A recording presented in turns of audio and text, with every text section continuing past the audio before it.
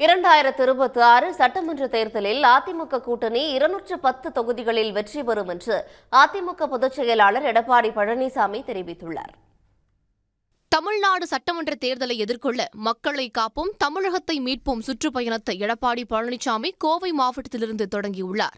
2ஆம் நாளாக கோவை ரேஸ்கோர்ஸ் பகுதியில் நடைபயிற்சி சென்ற அவர் மக்களை சந்தித்து பேசினார். அப்போது அதிமுக ஆட்சி காலத்தில் கோவை மாவட்டத்தில் நிறைவேற்றிய திட்டங்கள் குறித்து எடுத்துரைத்தார்.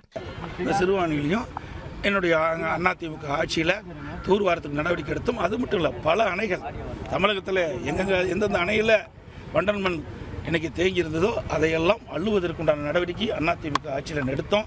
ஆனால் ஆட்சி மாற்றத்துக்கு பிறகு இதுவரைக்கும் அந்த அணை தூர்வாருவதாக எனக்கு கிடைத்த தகவல்படி இல்லை என்றுதான் பார்க்கிறோம். நடைபாதை வியாபாரிகளை சந்தித்து குறைகளை கேட்டறிந்த எடப்பாடி பழனிசாமி சாலையோர தேநீர் கடையில் நிர்வாகிகளுடன் தேநீர் அருந்தினார்.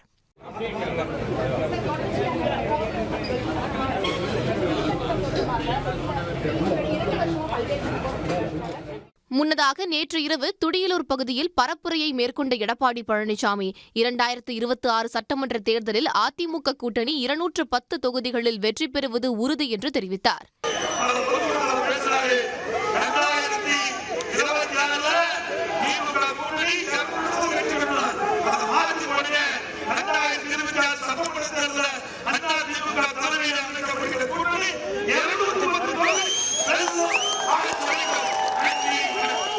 இன்று கோவை மாவட்ட வடக்கு மற்றும் தெற்கு தொகுதிகளில் மக்களை சந்தித்து பரப்புரை மேற்கொள்ள இருக்கும் எடப்பாடி பழனிசாமி தன்னுடைய முதற்கட்ட சுற்றுப்பயணத்தை 23ஆம் தேதி பட்டுக்கோட்டையில் நிறைவு செய்கிறார்.